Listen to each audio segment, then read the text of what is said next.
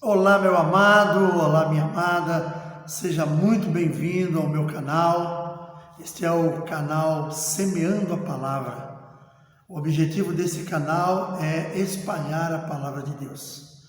Antes de iniciarmos a nossa mensagem, eu quero pedir para você, não esquece de deixar o seu like, não esquece de compartilhar com as suas redes sociais e principalmente, se você não for inscrito, se inscreva.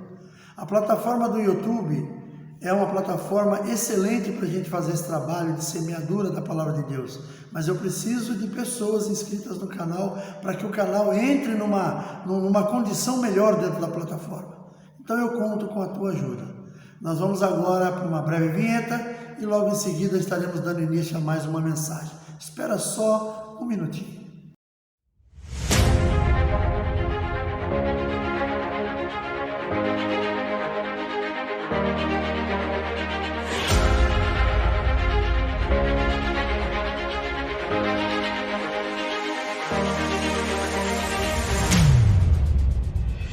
Olá, muito bem, obrigado por você ter aguardado até agora, obrigado pela sua paciência.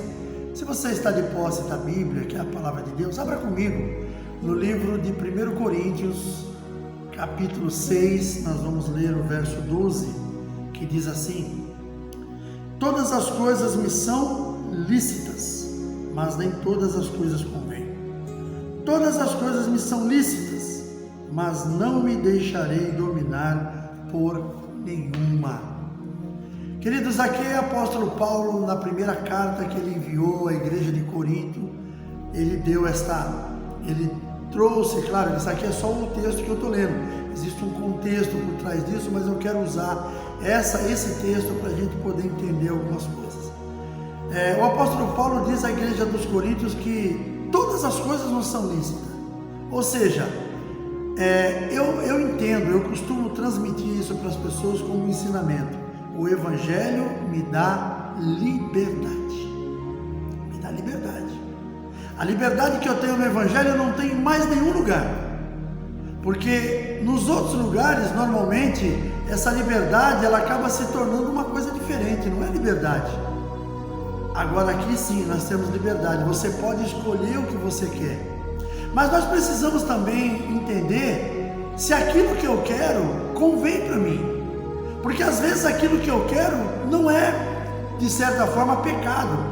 Às vezes o mundo lá fora, eles costumam colocar que a igreja é cheia de regras, que a igreja não pode isso, não pode aquilo outro. Muito bem. Aquilo que a igreja determina que não pode, é aquilo que a palavra chama de pecado. Que a palavra chama de desvio do homem, é a iniquidade. Então quando a gente fala sobre isso, é porque realmente é um negócio que vai lhe trazer um prejuízo. Porém, o apóstolo Paulo está falando aqui que tudo me é lícito. Aí parece uma coisa controversa, né? Poxa, a Bíblia fala de pecado e Paulo fala que tudo é lícito. Mas ele complementa dizendo, nem tudo me convém. Talvez aquilo que eu faça não seja caracterizado como um pecado, que seria condenação para a minha vida.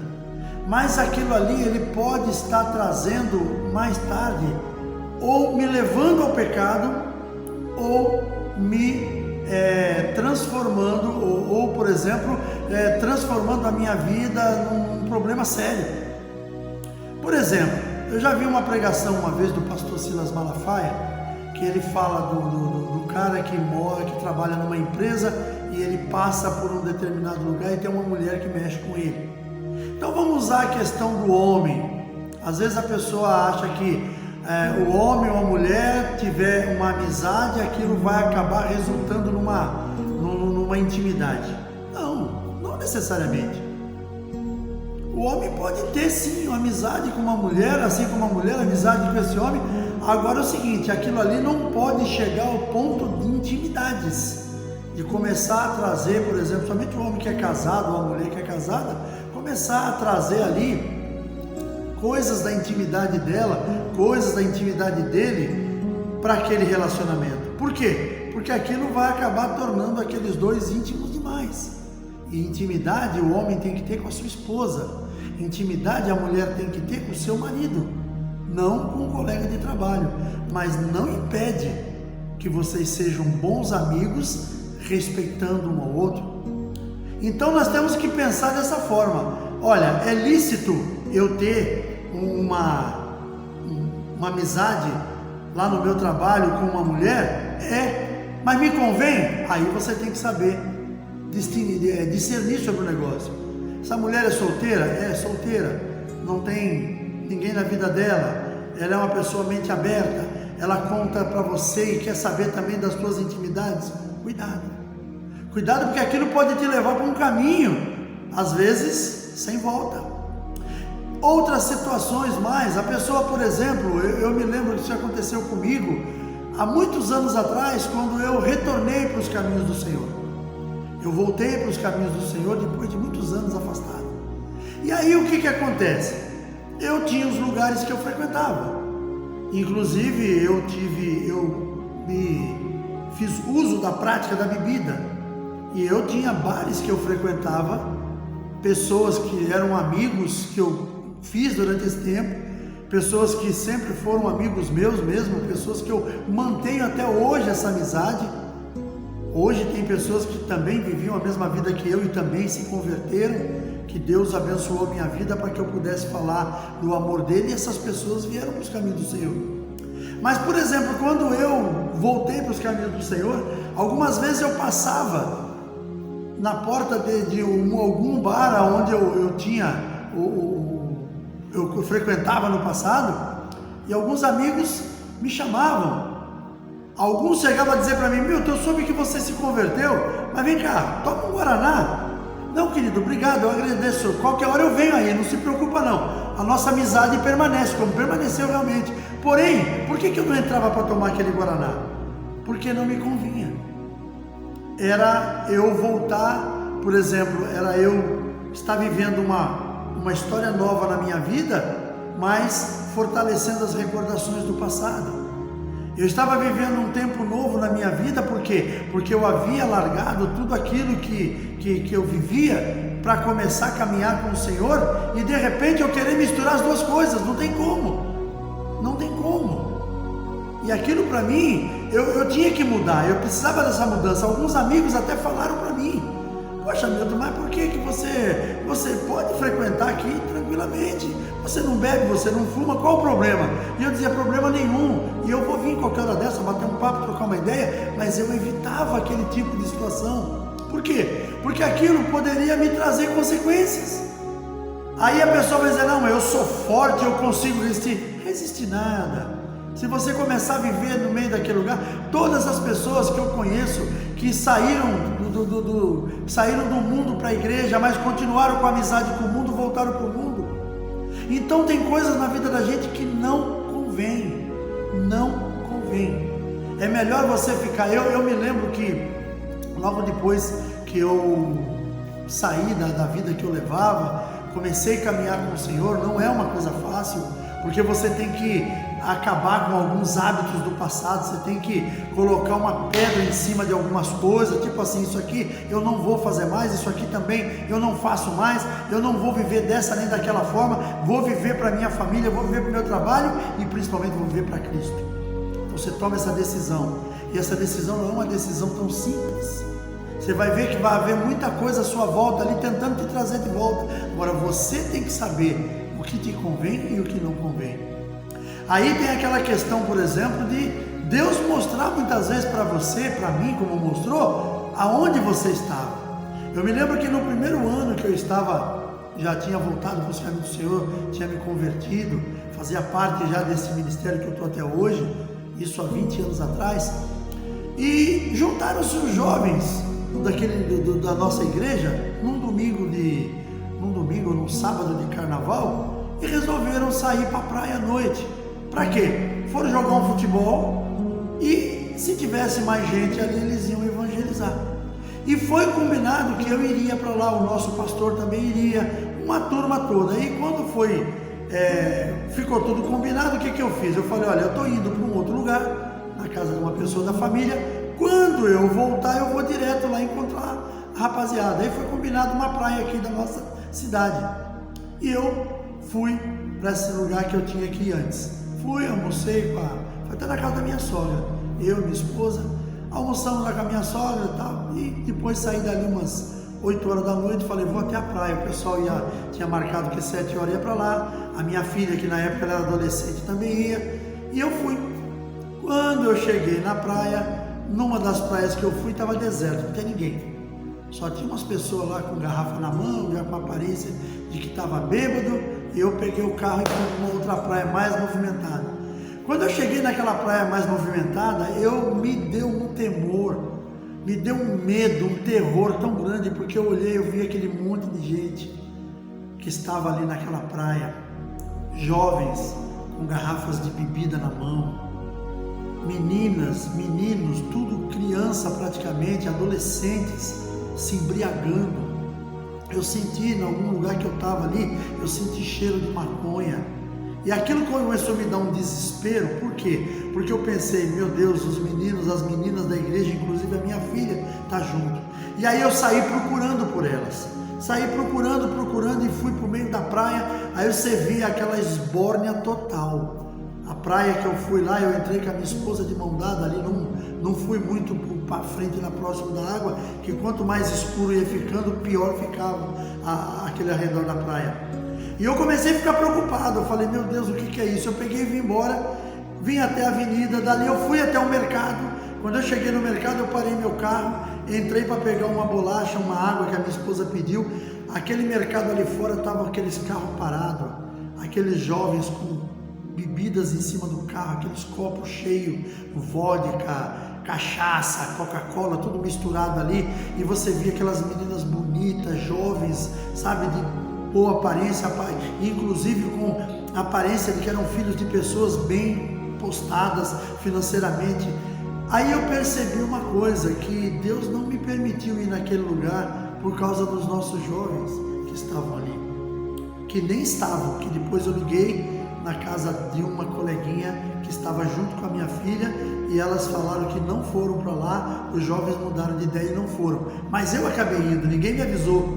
Eu acabei indo, passei por ali, eu fiquei horrorizado com aquilo e aí eu entendi que Deus queria mostrar para mim, esse lugar não é para você mais, você já viveu isso e você sabe muito bem que aquilo que você viveu não te ajudou em nada. Então você tem que sair. Então é o que eu digo, isso é que eu não me convém. Eu poderia dizer, não, eu fui na praia dar um passeio, estava cheio de gente lá, bebendo, fumando maconha, se prostituindo. Não, mas eu sou crente, eu fui só dar um passeio com a minha mulher. Não me convém um lugar desse, não convém para você, meu irmão. Se você quer viver uma vida na presença do Senhor, quer ver uma vida sem contaminação, fuja desse tipo de situação. Aí eu lembro, por exemplo, que está escrito no livro de 2 Pedro, capítulo 2, verso 19, diz assim: prometendo-lhes liberdade, sendo eles mesmos servos da corrupção, porque de quem alguém é vencido, do tal se faz também escravo ou servo. Aí eu vejo, por exemplo, que no passado eu vivia isso, eu era vencido por essas coisas, eu era escravo do pecado. Mas um dia Deus, o Senhor Jesus, me tirou da vida que eu levava. E Ele falou para mim, chega, agora você não vai mais precisar viver nessa vida, viver dessa forma. E eu larguei tudo aquilo que eu vivia no passado e comecei a viver uma história nova. Mas Deus me mostrou algumas situações, por quê? Porque o Senhor estava me dizendo naquele momento, olha, isso aqui é lícito, pode até ser. Você dá um passeio na praia, numa noite de verão, gostoso tempo, mas convém para você. Olha como é que está aquela praia por causa da data que era carnaval. Então, tem muitas situações que nós muitas vezes achamos que podemos praticar, podemos fazer, mas o apóstolo Paulo ele é bem claro na palavra dele, ele diz assim, tudo nos é lícito, mas nem tudo nos convém. E no final ele diz assim, tudo nos é lícito, mas não me deixarei dominar por nenhuma delas. E quando nós nos deixamos dominar, nós viramos aquilo que está falando, que eu falei aqui, do livro de Pedro, de 2 Pedro. Tudo aquilo pelo qual sou vencido, me torno escravo dela. Então nós precisamos lutar contra essas coisas.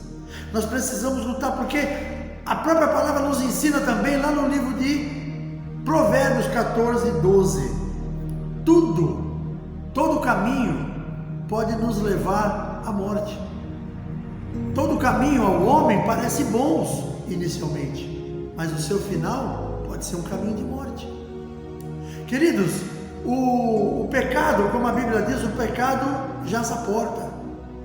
Se você abrir e permitir que ele entre, ele vai entrar. Às vezes nem você permitir que ele entre, mas ele entra da mesma forma, de forma sutil. Sabe, o pecado ele vem de forma sutil. Eu sempre costumo usar esse exemplo, quando você encontra uma pessoa, um amigo seu, que você descobriu mais tarde que esse cara se tornou viciado em droga, ou viciado na bebida, ou, sei lá, virou criminoso, passou a roubar, passou a tirar as coisas das pessoas. Você acha que essa pessoa foi um estalar de dedo que ele ficou assim? Claro que não. Aquilo foi na sutileza que o inimigo usa para tentar tirar a pessoa. Aí, por exemplo, como eu falei do livro de Provérbios, que há caminhos que ao homem parecem ser bons, mas o seu final são caminhos de morte. O inimigo das nossas almas, inicialmente, ele vai induzir você a fazer alguma coisa que na realidade é ilícito. Mas ele vai tentar te mostrar de uma forma que você não vai perceber que aquilo está errado. Ele vai mostrar para você ele vai usar alguém que vai dizer, não, que nada, isso é bobagem. Você quer ver uma coisa muito comum isso aí? Eu vivi isso.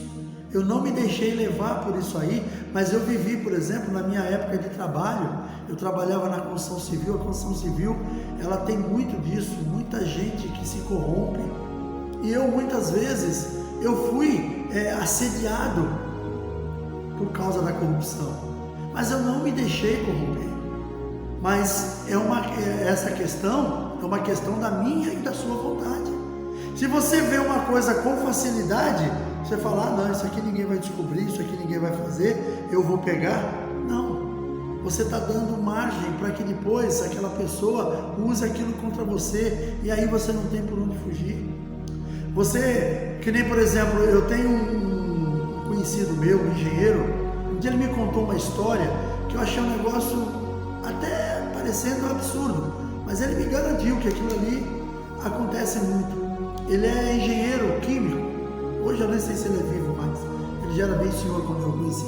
Ele era engenheiro químico aposentado numa indústria grande de Cubatão, e ele tinha juntado um dinheiro durante a vida dele, porque o dia que ele aposentasse, ele queria montar a sua própria indústria química, pequena, uma coisa para trabalhar, para ter lá uma quantidade, uma empresa de média para pequena, porque ele amava essa parte, que é a parte química. E ele fez tudo aquilo. Quando ele chegou próximo da aposentadoria, ele desistiu. Aí ele desistiu porque um amigo dele contou uma história para ele, que um cara que ele conhecia abriu uma pequena empresa de química, de produtos químicos. E quando foi um dia, apareceu uma pessoa fazendo uma proposta para ele, uma proposta irrecusável. Fazer uma sociedade, porque o cara tinha um produto que ele tinha que pôr na praça e tudo mais, tá? Conclusão, algum tempo depois que esse cara veio trabalhar, que ele aceitou a proposta, aquela pessoa descobriu, aquele homem que havia começado aquele negócio, ele descobriu que aquele que entrou como sócio não era mais nada menos do que um traficante. O cara tinha que refinar o produto dele, precisava de um lugar que não levantasse suspeita. Quando esse cara descobriu, ele já estava totalmente envolvido. Ele acabou fechando a empresa, não sei como é que foi que ele conseguiu, porque normalmente um cara desse acaba morrendo, né? Mas ele contou para esse amigo dele, o amigo desistiu. Ele falou, pega o dinheiro que você tem, que você guardou, vai passear com a tua família, vai se divertir com a tua esposa, vai viajar para a Europa, viaja para todo lugar que você puder, tudo que for sonho de conquista, de viagem, de coisa, vai viver isso. Porque você vai abrir uma indústria química pequena, daqui a pouco você está sendo assediado de um jeito assim. E isso é muito comum, ele falou. Eu não sei se é verdade, mas você imagina, por exemplo, uma pessoa dessa, ele vai começar um negócio e de repente ele ter que virar para o outro lado e de repente perder tudo que ele tinha. Eu conheço uma pessoa que perdeu muito dinheiro porque se aliou com a pessoa errada. E a pessoa tinha um comércio, aquele comércio estava caindo, ele entrou com dinheiro, injetou dinheiro no comércio, a coisa começou a ir, só que depois ele descobriu que aquela pessoa era usuário de droga. O que ele estava fazendo é ilícito? Não, não é. Mas convinha ele fazer aquilo? Claro que não convinha, mas ele fez. Ele quis crescer financeiramente, achou que ele poderia ganhar muito dinheiro com aquilo.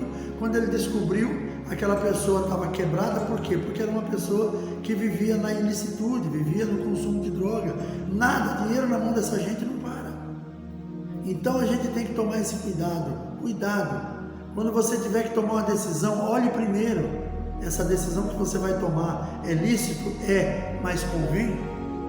Será que me convém fazer aquilo?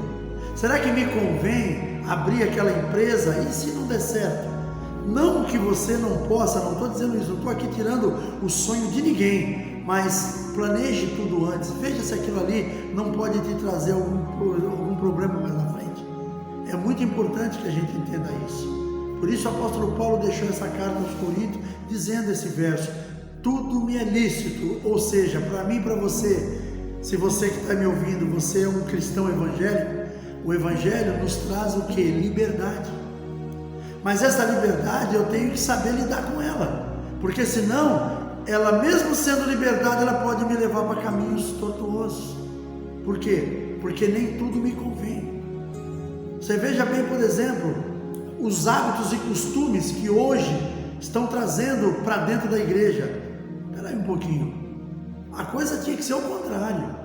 As pessoas lá de fora tinham que ser incentivadas, tinham que ser de alguma forma, vamos dizer assim, captadas pelas coisas da igreja.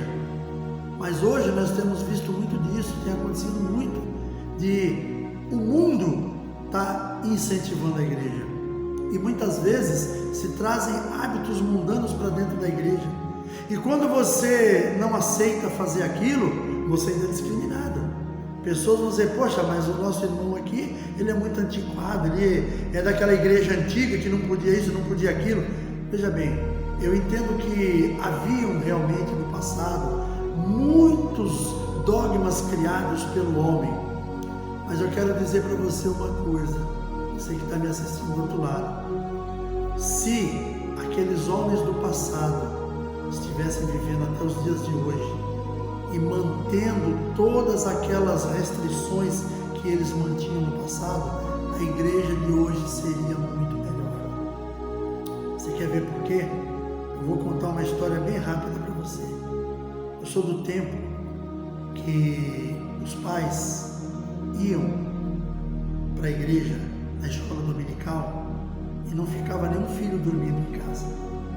Eu sou do tempo que os pais iam para um culto, se fosse à noite ou no domingo, à tarde, não ficava ninguém em casa. Hoje, você vê a irmã na igreja e pergunta: escuta, cadê teu filho? Ah, não, tem um aniversário de um coleguinha, ele foi para lá. Ah, tá, às vezes não sabe nem quem é direito esse coleguinha. Aí você vê, por exemplo, a moda que começa a entrar na igreja. Eu não estou dizendo que a gente não possa se vestir bem, que a gente não possa andar bonito, mas algumas modas do mundo estão entrando dentro da igreja. E quando entra a moda, entra também os costumes, os hábitos. Aí as coisas começam, daqui a pouco você já quer fazer da igreja uma coisa que lá no mundo é normal e aqui dentro não seria, mas você quer que faça. Então a gente tem que ver, tudo pode ser lícito, mas nem tudo convém. Eu, como servo do Senhor, eu não tenho que ser amigo do mundo. A palavra de Deus me diz lá no livro de João, primeira ou segunda carta de João, que aquele que é amigo do mundo se torna inimigo de Deus. Quando o apóstolo João fala aquilo, é por quê? Por causa justamente dos costumes do mundo. Como é que você quer que o mundo, que o cristão seja igual ao mundo é lá fora? Não tem como, não funciona. Então nós precisamos ter esse discernimento de dizer, de saber que, olha, o mundo está lá, eu não posso viver longe dele, porque é o mundo que eu tenho para viver, mas eu não tenho que usar os mesmos hábitos que ele tem. Eu falei a respeito dos pais ir para a igreja sem levar os filhos, mas hoje é muito comum você ver jovens, crianças namorando. A igreja não tem o poder de mudar, de dar ordem na vida de ninguém, e nem deve, porque cada um tem que saber educar os seus filhos. Mas hoje a gente vê, por exemplo, meninas aí, 13, 14, 15 anos, não trabalham, meninos também não trabalham, não tem renda, não tem nada, e daqui a pouco vem envolvido com namoro. Aí você vai descobrir, e se algum pai muitas vezes fala que não quer que a filha dele namore, a outra família muitas vezes fica revoltada. Eu já escutei, aqui conosco não acontece isso, mas eu já escutei de pessoas falar que, poxa, o que tem o meu filho namorar com a filha da irmã fulana? É que o filho desse irmão, ele trata igual o mundo trata lá fora, e a filha da irmã, ela preserva os valores de família, os valores que estão expressos aqui, ó, na palavra de Deus. Então nós precisamos ver o que realmente convém a cada um de nós. Eu não estou aqui de forma nenhuma, meus queridos, pregando doutrina, não é isso, mas é uma questão de avaliação, é avaliar o que o mundo lá fora ensina e o que você ensina para os teus filhos, o que a igreja ensina para você, quais são os valores que você realmente preserva. São os valores da palavra de Deus ou são os valores do mundo? É isso que nós precisamos entender. Eu sou bem sincero em dizer que tem muitas coisas que eu vejo acontecer na igreja hoje. Eu sou pastor, eu vejo acontecer, porém eu não me dou o direito de interferir na vida das pessoas, mas eu ensino. Quando eu tenho oportunidade, eu trago palavras de púlpito para dizer que isso a Bíblia não diz que é feito assim. E aí, quem sabe, algumas pessoas podem até mudar os seus conceitos, entender que estão indo de forma errada. Por quê? Porque pode até ser lícito, mas não convém. Como eu li, Provérbios 14, 12, há caminhos que ao homem parecem bons, mas o seu final são caminhos de morte. Apóstolo Pedro, 2 Pedro capítulo 2, 19, que tudo aquilo pelo qual somos vencidos, nos tornamos escravos dele. E aí, como é que nós ficamos nessa história? É muito importante que eu e você saibamos colocar nas nossas vidas os conceitos corretos da palavra de Deus. Deus abençoe sua vida. Quero estar orando com você agora e logo em seguida faremos a nossa consideração final. Feche seus olhos. Pai querido, em nome de Jesus, eu quero te louvar e te agradecer por mais esta palavra, Senhor. Obrigado por este tempo precioso, obrigado por cada vida que está do outro lado desta tela, assistindo, ouvindo a tua palavra, aprendendo mais de ti. Que a graça do Senhor seja derramada na vida de cada uma delas. Que nós possamos ser, Senhor, pessoas prudentes. Que aquilo que foi lido inicialmente, que tudo nos é lícito, mas nem tudo nos convém, seja verdadeiramente uma marca registrada em nossas vidas. Que nós possamos analisar, possamos discernir sobre todas as coisas antes de realizarmos. Que a paz do Senhor reine sobre as nossas vidas. Que tudo em nós seja para a glória do teu nome. Eu te peço neste momento e já te agradeço. Em nome de Jesus, amém. Muito obrigado pela tua presença até aqui. Um forte abraço, um grande beijo no coração e até o próximo vídeo, se assim o nosso Deus permitir.